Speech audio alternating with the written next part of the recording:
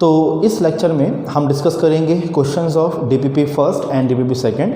वैसे अगर देखा जाए तो हमने सारे concept of structure of atom इससे पहले के वीडियोस में पढ़ लिए हैं, समझ लिए हैं। तो अब जो बेसिक क्वेश्चंस हैं हम उनको एक बार ट्राई कर लेते हैं। तो देखिए यहाँ पे डीपीपी नंबर 1 में क्वेश्चन नंबर 10 है और ये क्वेश्चन नंबर 10 कहता है if electron falls from n = 3 to n = 2, electron jump कर रहा है तीसरे शेल से दूसरे शेल में, देन इमिटेड एनर्जी इज। आपको याद रखना है कि जब कोई इलेक्ट्रॉन हायर एनर्जी लेवल से लोअर, बाहर से अंदर आता है, वो एनर्जी रिलीज करता है, इसलिए बोल रहा है इमिटेड एनर्जी। ऑप्शन दिया हुआ है, ऑप्शन A, B, C और D।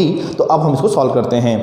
तो याद रखना है किसी भी शेल की एनर्जी के लिए जो फॉर्मूला हमने ड्राइव किया था वो ये था, En = -13.6 Z² n², जहाँ पर Z atomic number of the atom है और n number of the shell है। तो हमें बोला है सेकेंड शेल और थर्ड शेल, मैं निकालता हूँ energy of second shell. E2 means energy of second shell -13.6 1²/2²। ऐसा क्यों हुआ?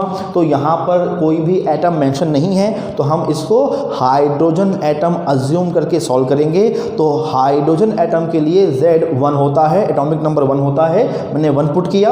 ये शेल कौन सा है? Second shell. तो n की वैल्यू 2 आ गई। अब 1 का स्क्वायर 1 होगा, 2 का स्क्वायर 4 होगा। 4 से डिवाइड किया तो सेकेंड शेल की एनर्जी कितनी आई? -3.4 इलेक्ट्रॉन वोल्ट पर एटम। अगर याद ना हो तो आप ऐसे निकाल सकते हैं, और अगर आपको ये वैल्यू याद होगी तो बहुत ही अच्छी बात है, आपको बहुत कम टाइम लगेगा ऐसे क्वेश्चन सॉल्व करने में। ये आपके ऊपर है, आप याद करना चाहें तो याद कर लीजिए, अन्यथा आप निकाल भी सकते हैं। अब सेकंड शेल तो हो गया, अब हम निकालेंगे energy of third shell. Formula क्या होगा? सेम होगा। जहाँ पर Z है वहाँ पे 1 आएगा बिकॉज ऑफ हाइड्रोजन एटम, और जहाँ पर N है वहाँ पे 3 आएगा। 3 क्यों आएगा? क्योंकि यहाँ पे शेल 3 बोल रहा है। तो क्या बनेगा? थर्ड शेल की एनर्जी = -13.6 × 1²/3²। तो 1 का स्क्वायर 1 हो गया और 3 का स्क्वायर 9। डिवाइड किया, कितना आ गया? -1.5 इलेक्ट्रॉन वोल्ट पर एटम। क्योंकि यहाँ पे EV में है आंसर, तो हम भी क्या कर रहे हैं? EV में ही ले रहे हैं। अब आगे बढ़ते हैं। निकालना क्या है? निकालना है एनर्जी इमिटेड। तो जो नेट चेंज आएगा, ये E2 ये E3, जो नेट चेंज होगा वही होगा एनर्जी इमिटेड, एनर्जी लॉस्ट। तो मैं लिखूंगा ΔE change in energy = energy of final shell minus energy of initial shell. Electron कहाँ पे आया और वो कहाँ से आया था? इलेक्ट्रॉन आया है सेकेंड शेल में और वो आया है थर्ड शेल में, थर्ड शेल से, माफ कीजिएगा, वो आया है थर्ड शेल से। तो E2 - E3 हुआ। E2 की वैल्यू ये देखिए और E3 की वैल्यू ये हो गई। तो हमने क्या पुट किया? -3.4 EV, जो वैल्यू ऑफ E2 है, माइनस साइन, फिर E3 क्या है? -1.5 EV। हमने ऐसा किया। अब ये माइनस होगा, माइनस इंटू माइनस प्लस हो जाएगा। इनका जो डिफरेंस आएगा वो आएगा -1.9 EV। आपको ΔE समझ में आना चाहिए। यहाँ पर चेंज इन एनर्जी निगेटिव है। निगेटिव मतलब जानते हो, यहाँ पे माइनस साइन है, तो ΔE क्या है? निगेटिव। इसका मतलब एनर्जी क्या हुई है? इमिट हुई है, एनर्जी रिलीज हुई। तो यही क्या होगा? Emitted energy. तो साइन देख के आप जान सकते हो एनर्जी एब्जॉर्ब हुई कि इमिट हुई। अगर साइन ΔE का माइनस है, एनर्जी इमिट हुई होगी। अगर साइन ΔE का प्लस होगा तो एनर्जी एब्जॉर्ब हुई होगी। अब कितनी एब्जॉर्ब हुई या कितनी रिलीज हुई, तो ये वैल्यू बता रहा है कितनी एनर्जी रिलीज या इमिट हुई। तो आपका जो आंसर है वो क्या है? 1.9 EV, इतनी एनर्जी इमिट हुई होगी। तो ऑप्शन चेक करते हैं, 1.9 कहाँ पर है? ऑप्शन C में है। तो इस क्वेश्चन का आंसर जो होगा वो ऑप्शन C होगा। तो ये आपके क्वेश्चन का सॉल्यूशन था। ऐसे आप क्वेश्चन बना सकते हैं। जो सेकंड क्वेश्चन हम डिस्कस करते हैं वो है क्वेश्चन नंबर 11, और इस क्वेश्चन में पूछता है energy of electron of hydrogen atom in second Bohr orbit is. तो सेम क्वेश्चन है लास्ट टाइम जैसा, जो क्वेश्चन नंबर 10 था, यहाँ भी पूछ रहा है एनर्जी ऑफ शेल। तो फॉर्मूला क्या होता है? En = -13.6 Z² EV पर एटम। अब यहाँ पे आप देखिए जो ऑप्शन दिए हुए हैं उनमें जूल, किलो जूल, कैलोरी और EV अलग अलग यूनिट्स दिया हुआ है। तो वैसे तो हमको ये दो फॉर्मूला याद होता है, है, अगर याद ना हो तो आप याद कर लें, बहुत अच्छा रहेगा आगे। तो ये था इलेक्ट्रॉन वोल्ट में, और ये जो फॉर्मूला है ये किस वैल्यू के लिए है, जूल पर एटम के लिए। तो जूल में क्या होगा, -21.8 10⁻⁹ Z²/n²। तो हम यहाँ पर सिर्फ दो क्यों ले रहे हैं कि जूल की वैल्यू इससे आ जाएगी, ईवी की वैल्यू इससे आ जाएगी, ये किलो जूल है, किलो जूल भी किससे आ जाएगा, जूल वाले से ही आ जाएगा। और कैलोरी मतलब क्या, अगर कैलोरी निकालना हो, आपको मालूम है कि 1 कैलोरी होता है 4.18 जूल, तो हम क्या करेंगे, हम जूल की वैल्यू को 4.18 से डिवाइड कर देंगे, वो आ जाएगा आंसर कैलोरी में। तो हम ऐसा कर सकते हैं। तो सबसे पहले मैंने क्या किया है, मैंने ईवी वाले फॉर्मूला से क्वेश्चन को सॉल्व किया है। निकालना क्या है, सेकेंड बोहर ऑर्बिट के लिए एनर्जी ऑफ शेल मतलब E2। तो E2 क्या होगा, -13.6 इंटू Z²/n²। फॉर्मूला सेम रहेगा, बट Z क्या हो जाएगा, 1 क्यों, बिकॉज ऑफ हाइड्रोजन एटम, ये देखिए। और n क्या है, सेकेंड शेल, तो 2 का स्क्वायर। अब 2 का स्क्वायर क्या हो गया, 4 डिवाइड करके कितना आया, -3.5 eV। मतलब सेकेंड ऑर्बिट की एनर्जी इन इलेक्ट्रॉन वोल्ट कितनी होती है, 3.5 eV। यहाँ क्या दिया हुआ है, -5.44 10⁻⁻19 दिया हुआ है, जो कि सही नहीं है। तो हमारा ये तो आंसर नहीं होगा। अब मैं क्या करूँगा, इस फॉर्मूला को यूज़ करूंगा। तो फॉर्मूला क्या है, तो फॉर्मूला है En, वैसे तो En = -21.8 10⁻⁻19 Z²/n²। ये फॉर्मूला किसके लिए है, ये फॉर्मूला En के लिए है। मुझे क्या निकालना है, मुझे निकालना है E2 मतलब सेकेंड शेल की एनर्जी। तो ये क्या होगा, सेम -21.8 इंटू 10⁻⁻19 इंटू जहाँ पर Z है वहाँ पे 1 आएगा, बिकॉज क्वेश्चन में बोल दिया है hydrogen atom, and for H atom value of Z = 1। अब n कितना होगा, n होगा 2, क्योंकि ये सेकेंड शेल की बात कर रहा है। तो n की जगह पर 2 पुट करेंगे, 2 का स्क्वायर 4 हो गया। जब इसे डिवाइड करेंगे तो ये 4 से डिवाइड हुआ, कितना आएगा, -5.45 10⁻⁻19 जूल। अब ये जो वैल्यू है ना, आप ध्यान से देखें, ये जो वैल्यू आई है ये बहुत नियर है इस वैल्यू के। देखिए माइनस यहाँ पर भी है, माइनस यहाँ पर भी है, ये 5.44 है, ये 5.45 है, थोड़ा बहुत तो चलता ही है। और 10⁻⁻19 जूल, ये भी क्या आया, 10⁻⁻19 जूल। मतलब इस क्वेश्चन का जो आंसर होगा वो ये होगा, और ये मैच कर रहा है ऑप्शन ए से। तो ऑप्शन ए हमारा क्या होगा, इस क्वेश्चन का आंसर होगा। तो ये था सॉल्यूशन ईवी में, ये था सॉल्यूशन किसके लिए, जूल में। अब ये आंसर इससे मैच कर गया तो हम क्वेश्चन को यहीं पर रुक जाएंगे। मान लो ये मैच नहीं करता तो मैं जूल को क्या करता, किलो जूल में चेंज करता, और शायद वो तब इससे मैच कर जाता, तो ये आंसर होता। अगर ये भी नहीं होता तो मैं इस वैल्यू को 4.18 से डिवाइड करता, तब जो आती वैल्यू वो किस में आती, कैलोरी में वैल्यू आती, और मे बी वो इससे मैच कर जाती। तो जिससे मैच करेगा हम उसको आंसर ले लेते हैं। अब हम डिस्कस करते हैं क्वेश्चन नंबर 13 को। यहाँ पर क्वेश्चन बोल रहा है the radius of Bohr orbit for hydrogen is 0.53 angstrom. याद रखना है कि ये जो वैल्यू है 0.53 एंगस्ट्रॉम फॉर हाइड्रोजन, ये उसके फर्स्ट शेल की रेडियस है। मैं आपको फिर से बोलूँगा कि आप इस वैल्यू को याद कर लीजिएगा। इसको हम या तो R1 से डिनोट करते हैं या इसको हम A से डिनोट करते हैं, इसे याद रख लीजिएगा। वैसे एक्चुअल वैल्यू होती है 0.529 एंगस्ट्रॉम, जिसको हम अप्रॉक्सीमेटली 0.53 एंगस्ट्रॉम भी ले लेते हैं। अब आगे क्या बोल रहा है, the radius of third Bohr's orbit would be, option A B C D दिया हुआ है। हम सॉल्व करते हैं और लाते हैं हमारा आंसर। तो यहाँ पर जो Rn होता है, रेडियस ऑफ एन शेल होता है, उसका फॉर्मूला ये है। ये वैल्यू किस में है, मीटर में। मुझे किस में लाना है, एंगस्ट्रॉम में। तो जो एंगस्ट्रॉम के लिए वैल्यू है वो ये होती है। तो क्या होगा, Rn radius of n shell is equal to 0.529 into n² Z angstrom. n क्या है, नंबर ऑफ शेल, Z क्या है, एटॉमिक नंबर। अब ये R3 बोला हुआ है, तो R3 क्या होगा, 0.529 इंटू n मतलब क्या, थर्ड शेल। R3 मतलब थर्ड शेल, तो n भी क्या होगा, 3, तो ये आ गया 3 का स्क्वायर। अब चूंकि ये कौन है, ये है आपका हाइड्रोजन, तो इसके लिए Z कितना होगा, 1 होगा, तो यहाँ 1 पुट कर दिया। ओवरऑल क्या हुआ, R3 is equal to 0.529 into 9, और वो सॉल्व होके आ गया 4.761 एंगस्ट्रॉम। तो ये अप्रॉक्सीमेटली इसके आसपास है, देखिए ना, 4.77 4.76। तो ये हमारा आंसर होगा। इस क्वेश्चन का आंसर ऑप्शन डी होगा। वैसे हम इस क्वेश्चन को इस मेथड से भी सॉल्व कर सकते थे। यहाँ पर क्या है, तो सुनिए, फॉर्मूला ऑफ RM क्या होता है 0.53 n²/z आंगस्ट्रॉम। मैंने क्या किया है, मैंने 0.529 को अप्रॉक्सीमेटली 0.53 ले लिया क्योंकि क्वेश्चन में भी वो उसी चीज़ को लिया हुआ है। वैसे ये एग्जैक्ट है ना, और ये वाला क्या है, अप्रॉक्सीमेट है, जिसको हम ऑलमोस्ट सेम मान के चलते हैं। क्वेश्चन में कुछ खास फर्क नहीं पड़ता। अब फॉर हाइड्रोजन Z क्या हो जाएगा 1, तो क्या हो गया Rn = 0.53 n² आंगस्ट्रॉम। अगर R1 निकालूँ, ये तो Rn है, ये क्या है Rn, तो R1 क्या होगा, n को आप 1 कर दो, 1 का स्क्वायर 1, तो R1 इतना आ जाएगा।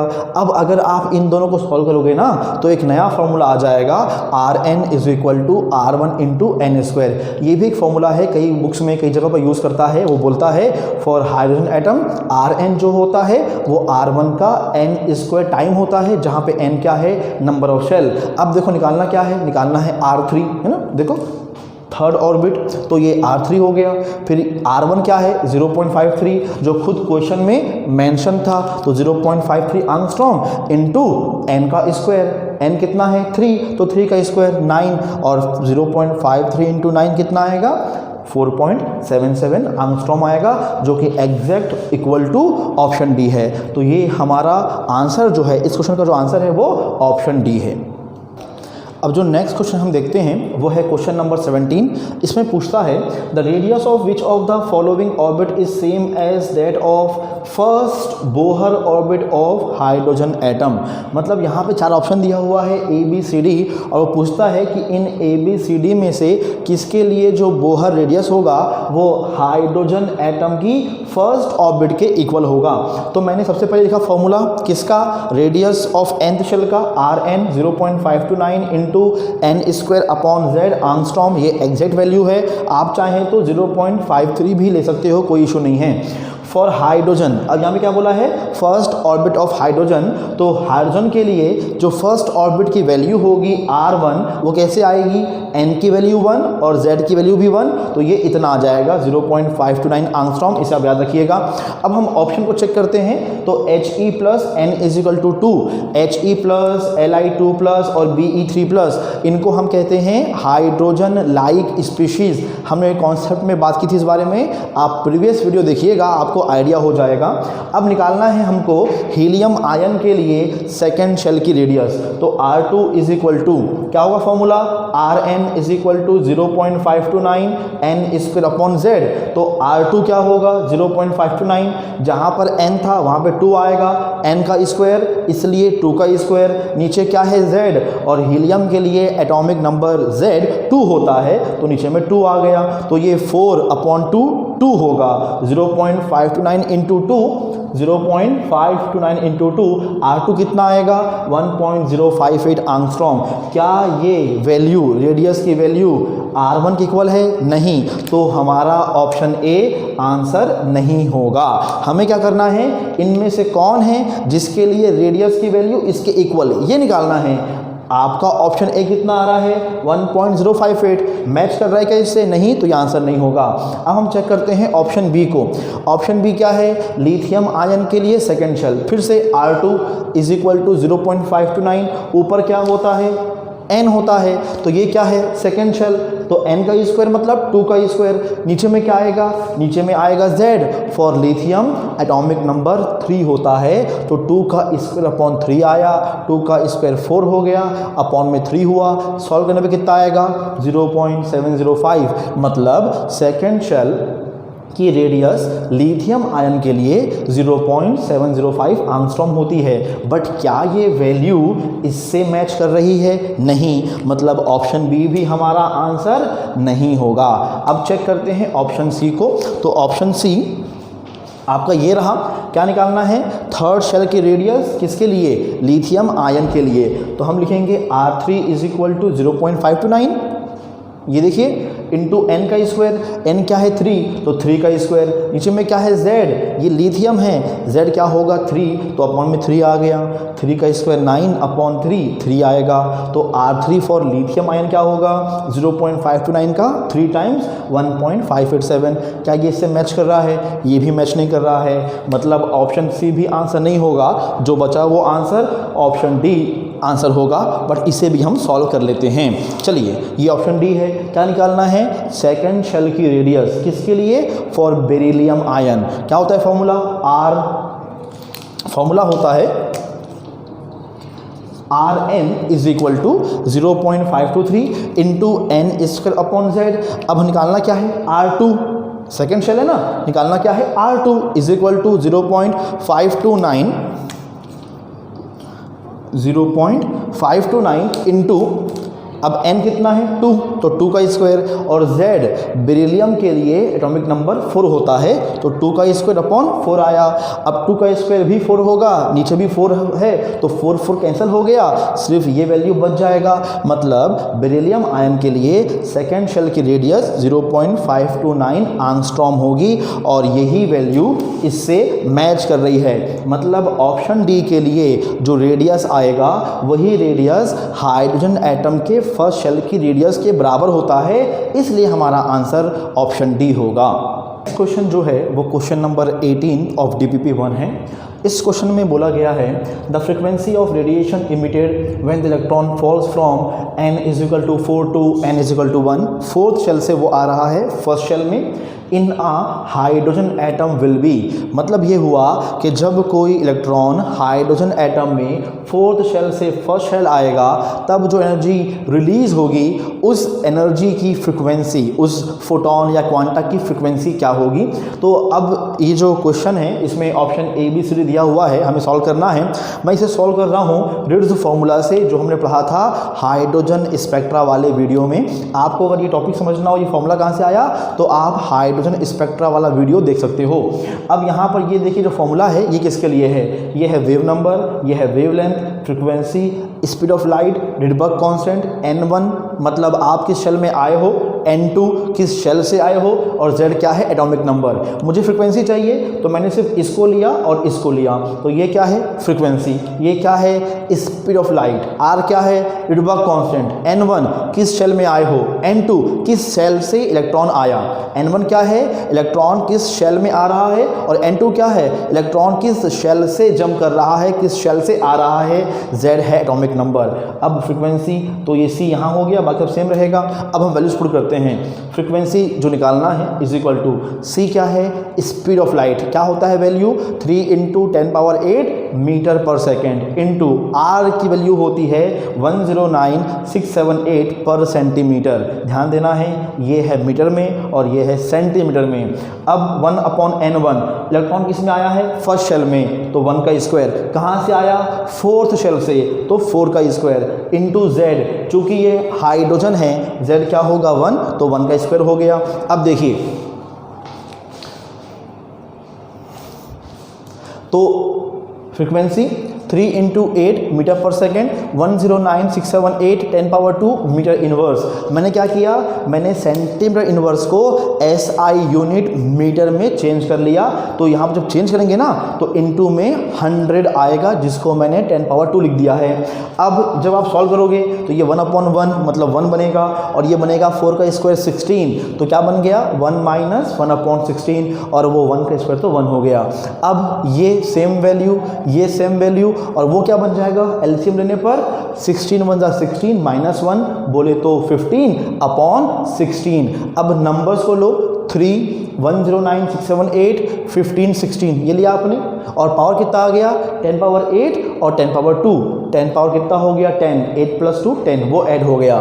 जब इसे सॉल्व करोगे आप तो आपका इतना वैल्यू आएगा। अब ध्यान दीजिए, पॉइंट के बाद 1 2 3 4 5 डिजिट है पॉइंट के पहले, तो जब हम पॉइंट को यहाँ लाएंगे तो 10 की पावर 5 से इंक्रीज होगी। अभी 10 है, अब हो जाएगी 15। तो यहाँ पर जो हमारा आंसर आ रहा है सॉल्व करने के बाद, इसे सॉल्व करिएगा, बेसिक बहुत सिंपल है, इंटू करना है, डिवाइड करना है, तो इतना वैल्यू आ जाएगा। जब आप पॉइंट को डिस्प्लेस करोगे अलग अलग क्या होगे, तो ये 10⁻10 से 10⁻15 बन जाएगा। और ये जो आंसर आया है ये देखिए किससे मैच कर रहा है? 3.08 10⁻15 वो मैच कर रहा है ऑप्शन नंबर ए से। ऑप्शन ए से मैच कर रहा है, तो इस क्वेश्चन का आंसर ऑप्शन ए होगा। नेक्स्ट क्वेश्चन है क्वेश्चन नंबर 19। अब देखिए क्वेश्चन क्या बोलता है the wavelength of radiation emitted when in a hydrogen atom electron falls from infinity to stationary state 1 मतलब फर्स्ट शेल। इलेक्ट्रॉन कहाँ से जंप कर रहा है? इन्फिनिटी शेल से, मतलब एटम के बाहर से वो पहले शेल में स्टेशनरी स्टेट 1 मतलब फर्स्ट शेल में पहुंच रहा है। तो हमें निकालना क्या है? Wavelength. Option A B C D दे दिया है। अब फिर से हम यूज़ करेंगे रिड्स formula, wave number 1 lambda wavelength nu upon C. तो ये फ्रीक्वेंसी है, ये स्पीड ऑफ लाइट है, ये आर रिडबर्ग कांस्टेंट है। n1 किस शेल में आए हैं इलेक्ट्रॉन, n2 किस शेल से आया है इलेक्ट्रॉन, और z क्या है? Atomic number. इस क्वेश्चन में वो पूछ रहा है वेवलेंथ, तो हम सिर्फ लेंगे लैम्डा वाली टर्म को, हमने लिया 1 लैम्डा और हम इसको पूरा लेंगे। तो हमें निकालना है लैम्डा, तो क्या आया? 1 lambda is equal to R 1/n1 square 1/n2 square into Z square. 1 lambda same, because we need to find value of lambda. R की वैल्यू होती है 109,678 सेंटीमीटर इनवर्स। ये डेरिवेशन कहाँ से आया है? तो ये हमने पढ़ा था हाइड्रोजन स्पेक्ट्रम में। आप उस वीडियो को देखिए, आपको आइडिया हो जाएगा। आर की वैल्यू ये होती है, इसे याद कर लीजिएगा। फिर n1 किस शेल में जंप किया इलेक्ट्रॉन ने? इलेक्ट्रॉन जंप करता है फर्स्ट शेल में, तो n1 क्या होगा? 1। कहाँ से जंप किया? इन्फिनिटी शेल से, तो n2 क्या हो जाएगा? इन्फिनिटी। तो 1 का स्क्वायर माइनस 1/इन्फिनिटी स्क्वायर इंटू 1 का स्क्वायर। तो ये z1 क्यों हो गया? Because for hydrogen atomic number z 1 होता है, तो मैंने z के प्लेस में 1 पुट किया, स्क्वायर तो आना ही है। फिर से 1 लैम्डा 109,678 निकालना है SI में, तो हम सेंटीमीटर को मीटर में चेंज करेंगे। तो जब ये इसमें चेंज होगा तो यहाँ पर 100 से इंटू होगा। खैर, अब 1/1 का स्क्वायर 1 बन गया और 1/इनफाइनाइट का स्क्वायर। आपको मालूम है इनफाइनाइट डिफाइन नहीं किया गया है, तो इनफाइनाइट का स्क्वायर भी क्या होगा? नॉन डेफिनिट होगा, वो डिफाइन नहीं कर सकते। तो उसको मैंने फिर से इनफाइनाइट ही लिख दिया कि जो हमने अब तक डिफाइन नहीं कर सका। तो 1/इनफाइनाइट आ गया। अब हम आगे बढ़ते हैं, तो फिर 1 109,678 इंटू 10⁻², जो यहाँ पर भी था, वहाँ पे अंतर क्या आया है? तो यहाँ पर 1/इनफाइनाइट था, उसे मैंने 0 पुट कर दिया। वाई? बिकॉज 1/इन्फिनिटी जो होता है वो 0 होता है। याद रखिएगा कि 1/इन्फिनिटी कितना होगा? 0 होगा। ये आप लोग याद रखेंगे और ऐसा होता है। ठीक है, चलिए, तो ये 0 आ गया, 1 - 0 1 हो गया। ओवरऑल वैल्यू इतनी ही होगी। अब मुझे निकालना क्या है? मुझे निकालना है लैम्डा, बट ये किसकी वैल्यू है? 1 लैम्डा की। तो मैं इसे फ्लिप करूंगा, रेसिप्रोकल लूंगा, तो 1 लैम्डा क्या बन जाएगा? लैम्डा, और ये पूरा क्या होगा? 1 में आ जाएगा। अब 10⁻² ऊपर जाएगा तो क्या बनेगा? 10⁻⁻²।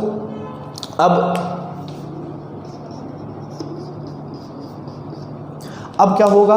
ये 1/109,678 ही रहेगा। अब जब इसे डिवाइड करेंगे तो ये कितना आएगा? 9.117 10⁻⁻6। इसे डिवाइड करिएगा, आपको ऑलमोस्ट इसके आसपास वैल्यू मिल जाएगी। अब ये पहले क्या था? मीटर इनवर्स में, अब किस में आ गया? मीटर में। अब देखिए 9.117 सेम रहा, -6 - 2 -8 मीटर हो गया।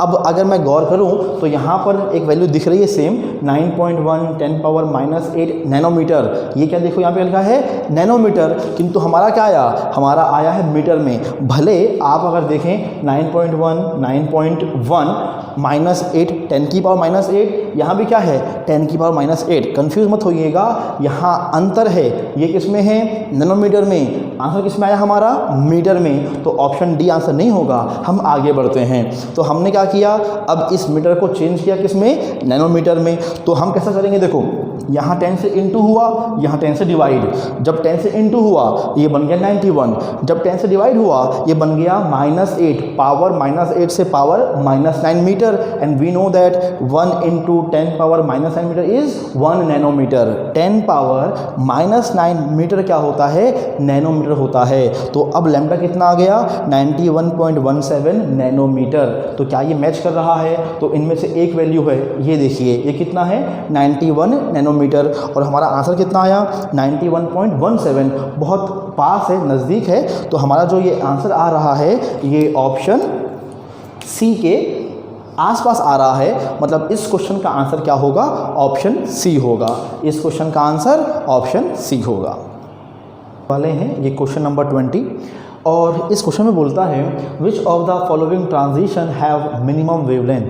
जब भी इलेक्ट्रॉन किसी एक शेल से दूसरे शेल में जंप करता है तो इसको हम ट्रांजिशन ऑफ इलेक्ट्रॉन या हिंदी में इलेक्ट्रॉन का संक्रमण कहते हैं। तो यहाँ पर देखिए इलेक्ट्रॉन चौथे शेल से पहले में आ रहा है, यहाँ पर दूसरे से पहले में आ रहा है, यहाँ पर फोर्थ शेल से सेकंड शेल में आ रहा है और यहाँ इलेक्ट्रॉन थर्ड शेल से फर्स्ट शेल में आ रहा है। हमें देखना है किसके लिए लैम्डा मिनिमम है। तो इस क्वेश्चन को भी हम सॉल्व करेंगे इस फॉर्मूला से जिसे हम कहते हैं रिड्स फॉर्मूला या इसको हम रिडबर्ग फॉर्मूला भी कह सकते हैं। तो ये है वेव नंबर, ये है wavelength, frequency, speed of light, Rydberg constant, किस शेल में आया है इलेक्ट्रॉन, N2 किस शेल से जंप किया है, Z एटॉमिक नंबर है। अब इस क्वेश्चन में हमको वेवलेंथ देखना है तो हमने सिर्फ 1/λ लिया, R लिया, 1/N1 स्क्वायर, 1/N2 स्क्वायर। चूँकि यहाँ पे मेंशन नहीं किया हुआ है एटम को तो हम उसे हाइड्रोजन एटम अज्यूम कर रहे हैं। And for hydrogen atom Z is equal to 1, तो 1 का स्क्वायर 1 हो जाएगा। तो हमने सब चीज़ों को छोड़ दिया, सिर्फ जो काम का है हमने उसी को ले लिया।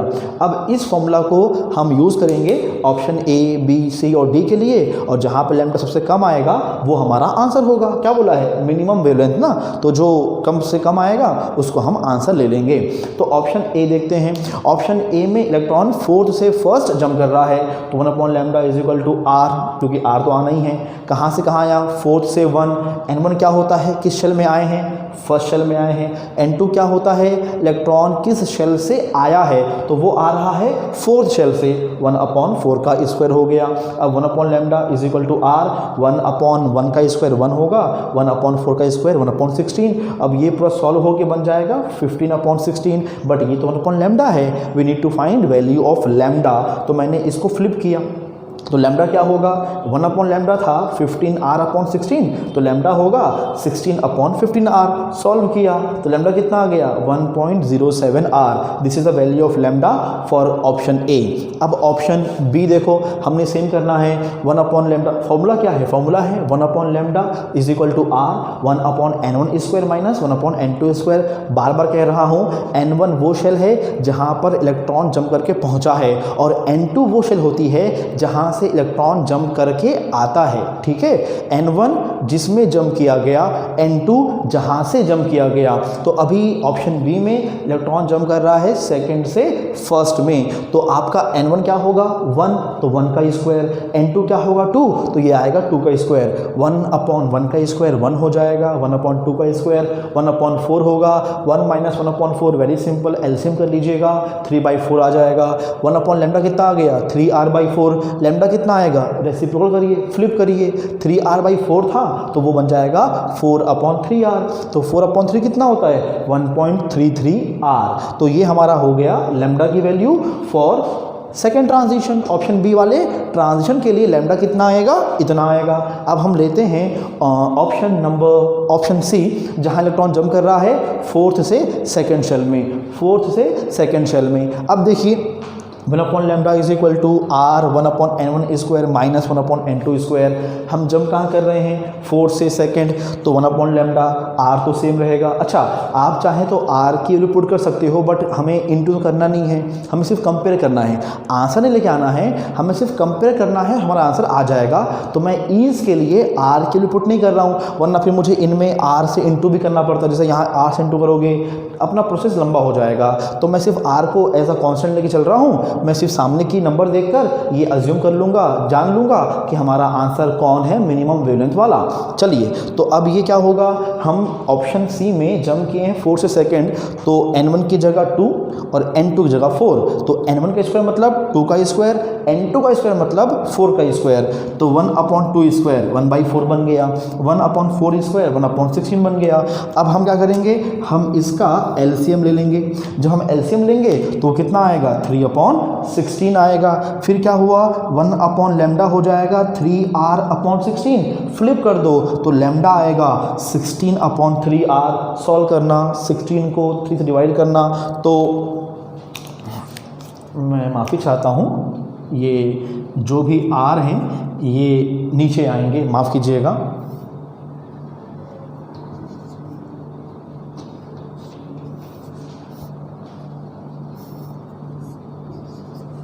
ठीक है। चलिए, तो जब आपने डिवाइड किया 16/3 को तो कितना आएगा 5.33, नीचे में क्या आ गया R आ गया। अब ऑप्शन डी देखते हैं। ऑप्शन डी में हम कहाँ से कहाँ जंप कर रहे हैं, थर्ड शेल से फर्स्ट शेल में जंप कर रहे हैं। तो क्या होगा 1/λ is equal to R 1/n1 square minus 1/n2 square formula होता है। अब यहाँ पर n1 क्या होगा फर्स्ट शेल, n2 क्या होगा थर्ड शेल। तो अब क्या किया आपने, n1 की जगह पे 1 पुट किया, n2 की जगह पर 3 पुट किया। तो 1 का स्क्वायर 1, 3 का स्क्वायर 9, एलसीएम लिया क्या आएगा 8R/9। तो ये तो था 1/λ, फ्लिप करोगे तो लैम्डा क्या आएगा, ये फ्लिप हो गए, नीचे वाला ऊपर, ऊपर वाला नीचे, 9/8R। और जब आप क्या करेंगे, जब आप 9 को 8 से डिवाइड करोगे तो कितना आएगा 1/125 और नीचे R का जो R है, मतलब जो R है वो सेम का सेम रहेगा वहाँ पर। तो अब आप चेक करो, ऑप्शन ए में लैम्डा 1.07R, ऑप्शन बी में लैम्डा 1.33R, ऑप्शन सी में 5.33, ऑप्शन डी में 1.125। सब में नीचे में R है तो वो R से डिवाइड भी होगा।